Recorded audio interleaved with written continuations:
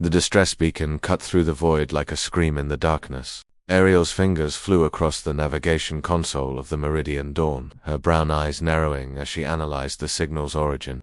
Grant, we've got a Class 7 distress call. Voxian transport vessel, approximately 40,000 souls on board. She pulled up the holographic display, showing a massive ship listing dangerously close to a debris field. Grant pushed himself up from the engineering station, his broad shoulders tense. Voxians, they've made it pretty clear they don't want human help. Remember the sanctuary incident? I remember. Ariel's jaw tightened. The Voxians had rejected human aid during a plague outbreak 5 years ago, calling their offers presumptuous interference. Thousands had died while human medical ships waited at the border. But that beacon is automated. Someone over there is dying.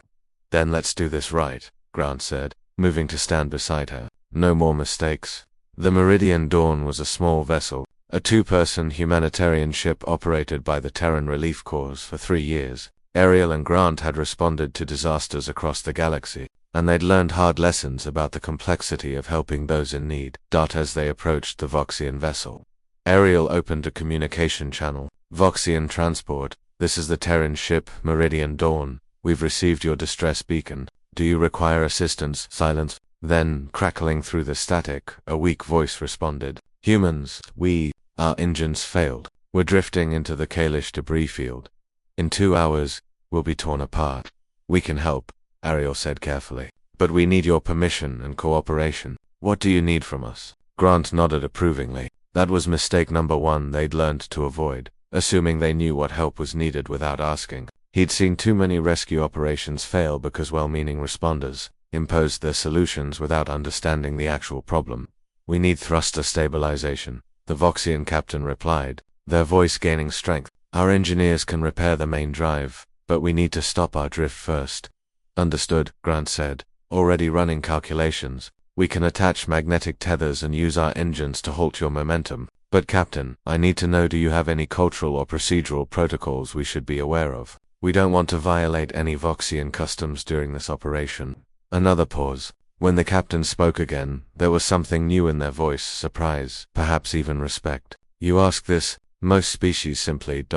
act. We've made that mistake before, Ariel admitted. During the Culver for evacuation, we transported refugees using our standard holding areas. We didn't know their species required specific atmospheric composition in rest areas. We thought we were saving them. Instead, we caused panic and 3 deaths from stress-induced cardiac failure. I see. The Voxian captain transmitted a data packet. These are our requirements. And human crew, thank you for asking. Over the next hour, Ariel and Grant worked in careful coordination with the Voxian crew. Grant had positioned their ship precisely, attaching tethers at the stress points the Voxians indicated, not where human engineering would have suggested. Ariel maintained constant communication, checking in frequently but not overwhelming them with offers.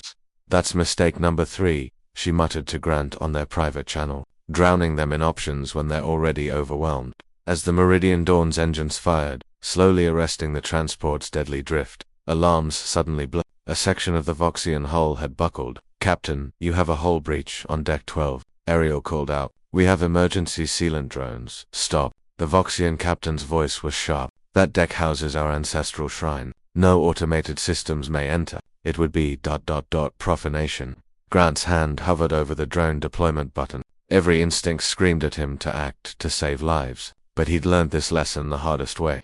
Captain, people will die if that breach isn't sealed, he said slowly. But this is your ship and your culture. What do you need from us? Can you provide suits and sealant materials? Our priests must perform the repair themselves, or the shrine is desecrated. It matters more to my people than you can understand.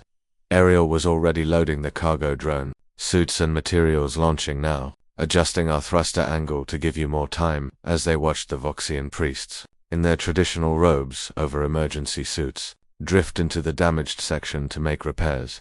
Grant felt the familiar weight of their responsibility, not the responsibility to save people despite themselves, but the harder task of saving people while honoring who they were. We could do this faster, Ariel said quietly. Faster isn't always better, Grant replied. Remember the Tholus colony, she grimaced. The Tholus had been dying from a bacterial infection. Human medicine could cure it in hours, but their healing traditions required 3 days of ritual purification first. The Terran medical team had forced immediate treatment, violating deeply held beliefs. They'd saved lives but destroyed a culture's faith in their own traditions. The colony had never recovered socially, even as they survived physically. 2 hours later, the Voxian transport's engines roared back to life. The priests had sealed the breach, the drift was stopped, and the ship was safely clear of the debris field.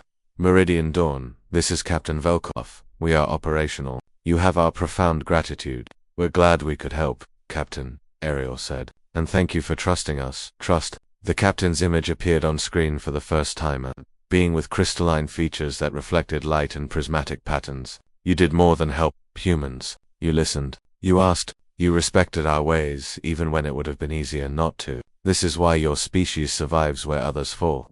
Grant raised an eyebrow. Our species survives. Yes, Captain Velkoth said solemnly. In the galaxy, there are many species stronger than humans, faster, more technologically advanced. But humans have something rare, the ability to learn from mistakes, to change, to help without conquering. That is true strength. As the Voxian transport jumped to safety, Ariel and Grant sat in the quiet of their cockpit. Think they're right? Ariel asked. About humanity, Grant smiled. I think we're still making mistakes. But yeah, we're getting better at stopping ourselves from making the worst ones. And maybe that's enough. The Meridian Dawn turned toward the stars, ready for the next call. The next chance to help and, more importantly, the next opportunity to do it right.